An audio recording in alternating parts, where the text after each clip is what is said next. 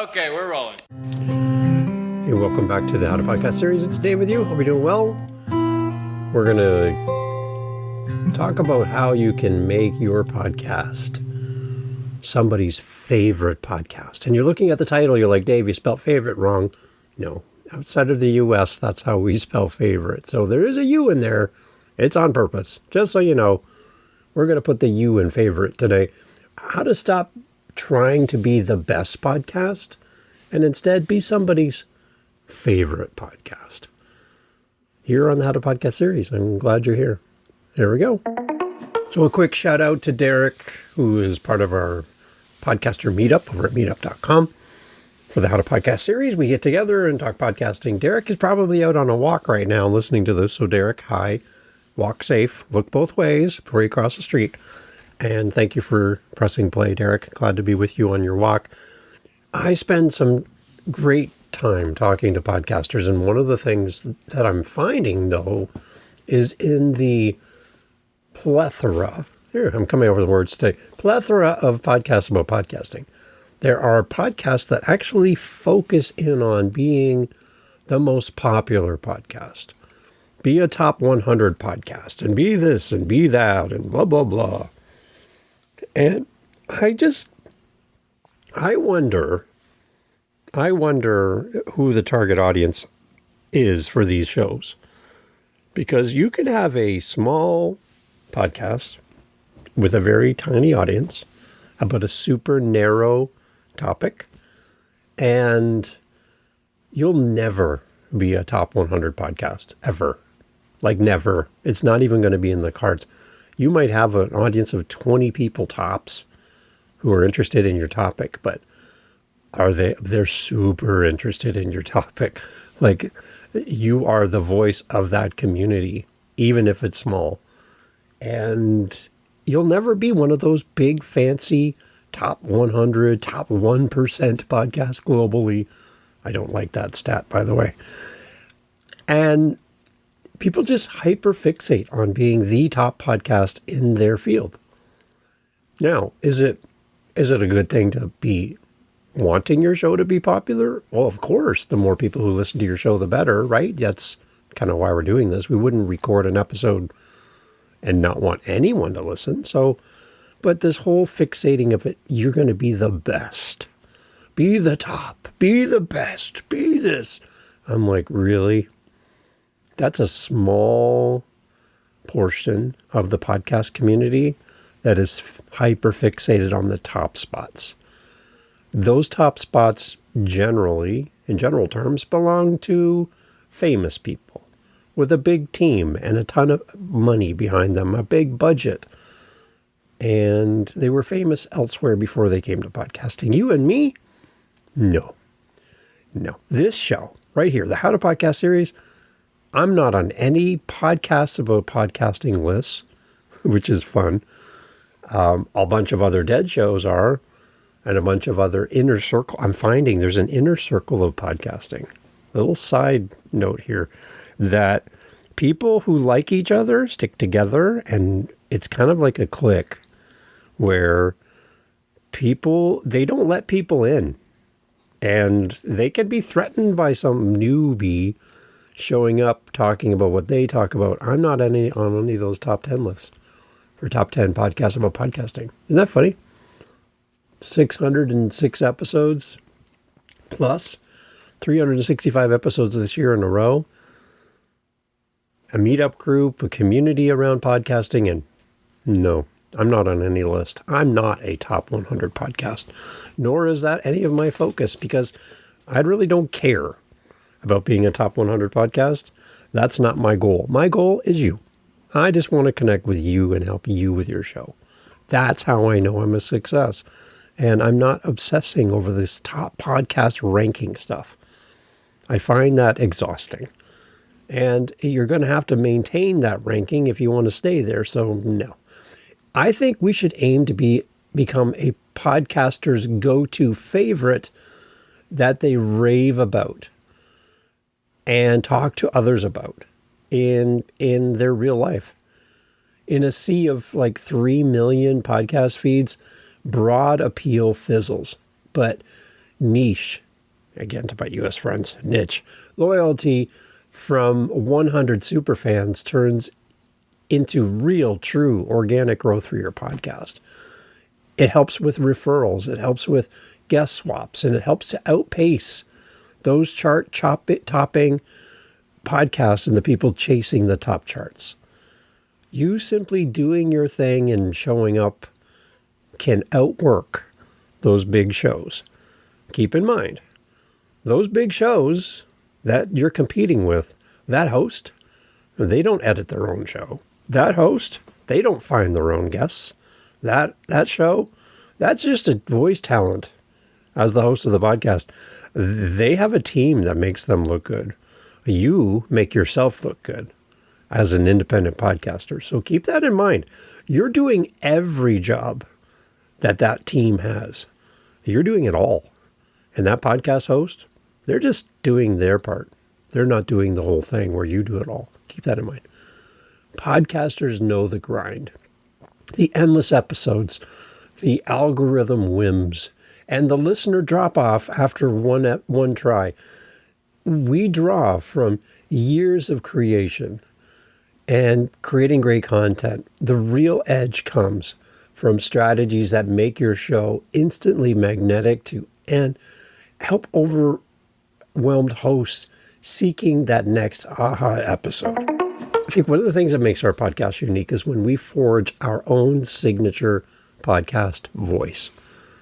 Our signature. You know that thing you sign, we used to do, on checks or at the bank or at the lawyer's office, on your permission slips for your kids to take the day off school or go to that event. You sign. You sign report cards. You sign things for you, right? Your signature. That's you. That's a representation of you on a document. What's the signature of your podcast? What's the representation of you in your podcast? How do you identify and how do people equate you with your show? Your mic time is your brand. You showing up on the microphone and doing your podcast, that's you. That's who you are. That's who people think of you. That's how they think of you. We need to infuse every intro, every segue between this segment and that segment, every outro, every piece of content with unmissable personality. We need to think in a conversational tone with warmth and with your own unique spin. We need to come up with a way to make our values shine through. And that could be through our consistency, where we share failures like that episode that I totally messed up on and that interview that failed and what I learned from it. By building trust over time, we share our story. And listeners spot the fakes so easily. When I listen to podcasts about podcasting, I can tell you who's just recycling old content and who's being creative and new. It's one thing to be in podcasting forever, but you haven't grown. You still tell the exact same story. When you go on this podcast and that podcast, it's like you just repeat the same talking points. You have only one gear, and you just keep recycling the old stuff. You just keep playing the hits. And after a while, it's like, does this person learn anything new? It's very interesting to listen and to go, I wonder what this person has learned recently. It's that whole, what have you done for me lately? And also, but what have you learned for me lately as a listener? That's what I'm questioning. Forging that signature podcast voice comes over time. So if you're starting your show, you're brand new to this, give yourself some grace. It's going to take a little while for you to figure out your own unique podcasting voice. If you listen to some early shows, early episodes of your favorite podcast, go back to the beginning if you can, if it's still available, and listen to the podcaster trying to find their voice. Over time, they will. So don't compare your episode 1 to somebody's episode 606. That's not a fair comparison. Compare your episode 1 to my episode 1. That's a little bit of a more fair comparison, but even that is not completely fair for you, for me, because again, we all approach podcasting from different backgrounds, different skill sets, different experiences, and it takes a while. But to forge that signature podcast voice comes from time on the mic, time creating content, time working through feedback, and simply butt in the chair making this thing happen. If you don't pour yourself into your show, it's going to take longer to get your podcasting voice figured out. So the longer you can podcast and the more frequently you can do it, the quicker you're going to see results. So go ahead and start forging that signature podcast voice. We can also do some stuff that will help us to dominate the podcast discovery platforms. This will really help us as well. To be somebody's favorite podcast, they got to know about you. You can't just quietly build in the background and hope that the world finds you. I remember when my kids were young and they were looking for jobs. I would tell them, you got to go out and talk to people. You can't sit here in the house and expect somebody to ring the doorbell or knock on the door and say, we want to hire you. They don't know who you are, and they don't know what you have to offer when you're sitting in the basement playing Minecraft. You got to go out and meet people, and you got to talk to people. People need to find out who you are, and that's basically what social media is. Now, I am not a huge social media guy. I actually have one podcast that I do that has zero social media at all. Nothing. Not nothing. It doesn't have any social media. And yet, it still works. So, I'm not a huge proponent that you have to be all in on social media. It's a good idea to have some way for your audience to connect with you. So, I have social media, but I also have my meetup group. I get more engagement through my meetup group with real humans, having real conversations and building community there than I ever get on Instagram stories.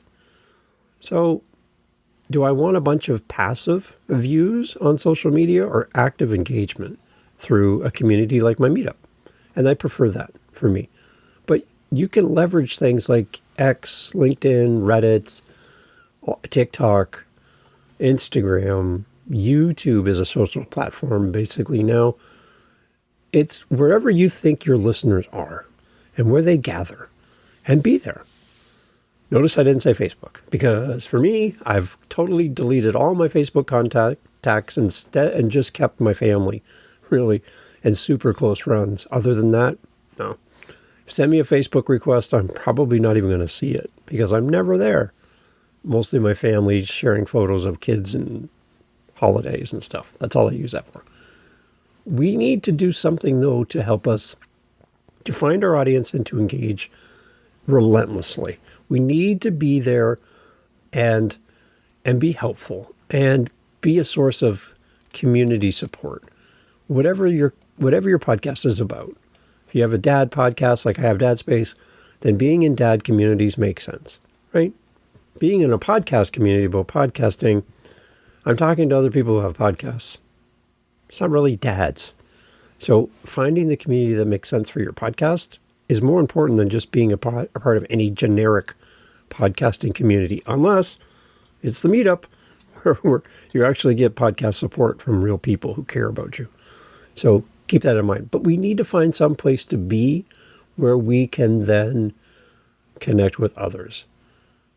Being somebody's favorite podcast also comes from leveraging other people's audiences through promo swaps, where you promote somebody else's podcast, they promote your show, or having collaborations with other podcasters where you go on their podcast, for example, they come on yours, you shout out each other's show, you drop their episode in your feed and your episode in their feed.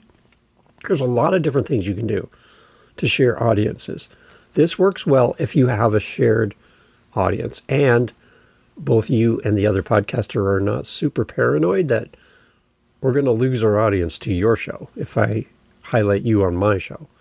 I don't have that feeling for this podcast. You'll hear me bring on a lot of podcasts about podcasting as hosts, coming on as guest co-hosts on the show. I'm not super nervous. If you love them more than this show, then have at it. Go to them, wherever you feel most comfortable. But if you're not super paranoid about losing your audience, then collaborating with somebody in your space who has a show like yours might be a great opportunity. So that's another way. The best way to find other listeners for your show is to be where listeners are. They're not on Instagram. They're not on Facebook. They're not on X. Those platforms are different. They're not a podcast first platform. So to find podcast first listeners and viewers, be where the listeners already are. They're listening to other shows and connect with those shows. So you can use things like Podmatch and a bunch of other places where you can connect with other podcasters as guests, as hosts, collaborators. It's a great thing to do. You can repurpose your episode clips on social if that works for you. I'm finding that YouTube is more of an engagement play than Instagram for this show. And that just comes from over time and figuring out what works. Drive traffic back to your podcast in whatever you do so that people know that there's longer form content that's valuable. And even if people only follow your shorts or your posts on social, give them value anyway. Don't just do new episode this Tuesday. There's nothing of value in that. Give them something from the episode that makes them curious and is still a fully fleshed out idea that has value in a short form version. That's fine. That's still content. It's not a typical podcast, but it's still content of value. And if you keep serving value over time, you're going to win them over. You might convert somebody from a social media person in engagement to a podcast engagement. And that's a big change to have somebody go from a 60-second clip of you to a 45-minute interaction with you. That's going to take time. So don't just post your posts and hope for the best. Build your audience, build your community. Get to the point where people are saying, oh my gosh, you got to listen to this podcast. Work on that. And lock in your consistency, but don't let yourself get burnt out. It might seem ironic for me to say, don't burn yourself out by being consistent, where I'm doing 365 episodes this year, every day, all year, a new episode. And so it's like, Dave, oh my gosh, I'm batching. I've recorded 7 episodes today. It's just a day of recording, and I have this in my calendar. I've got a few more of these coming up where it's just going to blow through, record, because I am building up my inventory of finished episodes to give me the opportunity to focus on other things as well, while still creating this great content, while still putting out and having connection points with you. That's what I'm doing. So lock in your consistency, but don't burn yourself out. Weekly drops signal reliability, a regular cadence, a regular predictable schedule for your episodes. Doesn't matter what time of day, doesn't matter what day of the week. That's all just noise. You pick the date and time that works for you and your schedule, and your audience will adjust because it's appointment listening. Unless you're going live, it's appointment listening. People will listen when they want to, not when you release your episode. So don't get all hung up on that. Because people in Facebook groups are very distracting, and they're going to give you a lot of bad advice. Just post when it works for you, and everyone else will adjust their life around you. But if you show up on a regular basis, you'll become somebody's favorite. And that's your responsibility. Definitely make your podcast predictable. Predictable in how it's released and when. And maybe you can theme up your months, for example, as well. This is great because you could do like a little, again, that's why I have the word series in How to Podcast Series. It gives me the opportunity to focus on a series of episodes around a given topic and then go back to just regular episodes that have really no connection with the next episode. It gives me a lot of opportunity. So think about how you can group your episodes together and do like a little mini series. It could be really helpful for you. And I think the other big thing about being somebody's favorite podcast is people love to connect with people who are raw, real, and invite feedback. People love to know kind of how the podcast is made. They love to feel like they're part of the inner circle of your show. So being vulnerable is a great thing. It might feel weird, but being vulnerable actually helps you win in podcasting. When you admit, for example, that this week's guest completely ghosted me, so here's my backup plan for today's episode, let's go down this path. It helps people to go, wow, this is a real person. And crap happens to them too, just like me. And it makes people lean in and go, okay, yeah, so I can identify with this person. Think about how you build your show. And don't hide the wrinkles. Don't hide the things that make you look unprofessional. And don't worry about that top 100 slot. Worry about the people who listen to your show. Worry about great content. Worry about improving. That's what you should worry about, because all those things make you better. Think of this. When a player doesn't perform to the standards of the team in a game or whatever, what does the coach do? Think of football. Think of basketball. What does the coach do to the player who doesn't meet expectations? He makes them run laps, which might seem like a punishment. But what's happening when that player goes to run those laps or do push-ups or whatever? What are they doing? They're improving. They're building up their stamina. They're building up their muscles, their strength. They're building up their ability. That punishment, it might seem like punishment, but that punishment is designed to make them better. Right? A football coach is not going to punish the player by asking them to go out and eat ice cream. That'd be a great punishment. The coach is asking them to go do something like run laps, drop and do push-ups. These are things that are designed to make you stronger. So when we talk about how we get stronger, it comes back to our work ethic. It goes back to what we put into our show, what we put into our content creation, and how we show up. All of these things work together to make our show better. So think about, how can you make your show better? How can you be somebody's favorite podcast? Not the best, not the top 100, none of that stuff, but somebody's favorite show. Because if you're my favorite, I'm going to tell people. I'm going to tell people because I can't not tell them. I just love your show so much, I'm going to tell everybody that I talk to. And if you can multiply your listeners into favorites, there's the secret sauce for growth for your show. Because they're talking about you and you're not even there.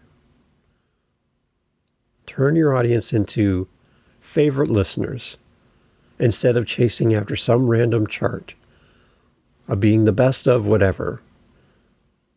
Because anybody can knock you off that chart. But a favorite listener is hard to lose. So focus on them. If you need any help, reach out. Love to help you. Thanks for listening. Catch you tomorrow. Thank you so much for listening to the entirety of the episode, including this part. You know what? A lot of people leave right now. So we'll let them leave. Give them a second to go. Okay, now it's just you and me. We have our meetups that we do for the How to Podcast series. We do them during the week, and we also do them on Saturdays. So twice a week, you have the opportunity to meet other podcasters, just like you. Some people have just started. Some people haven't even released an episode yet. Some have been doing it forever. And we get together and talk podcasting. We want to help you in community to continue with your show, to start your show, to grow your show.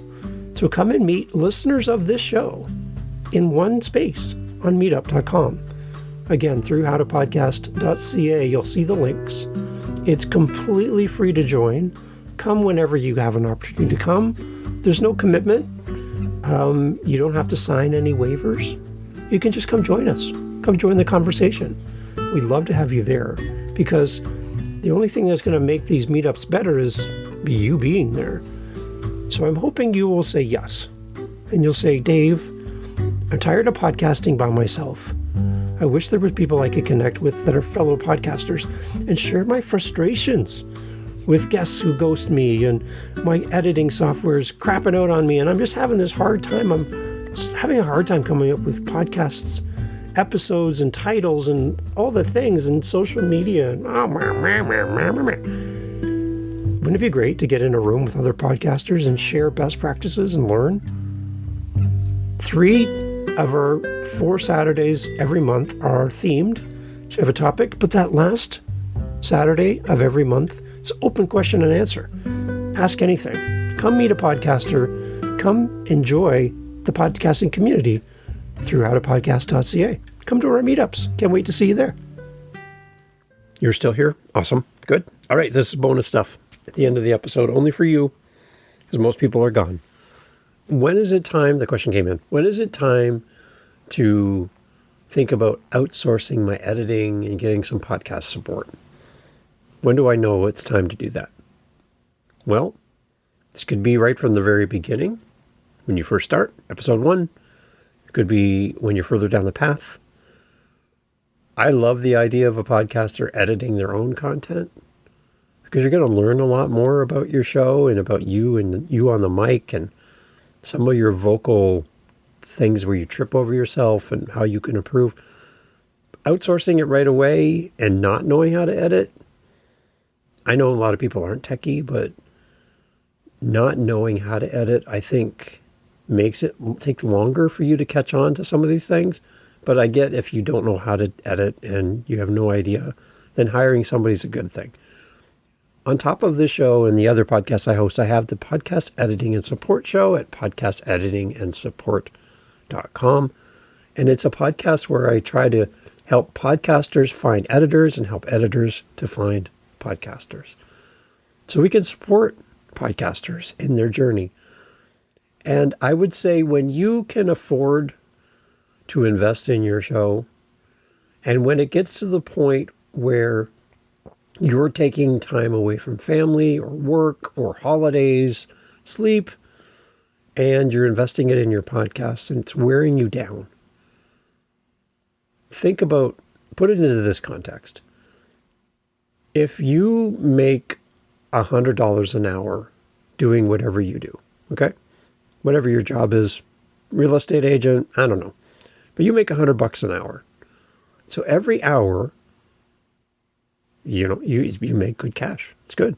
But let's say it takes you an hour to cut your lawn, which means you didn't make $100 that hour.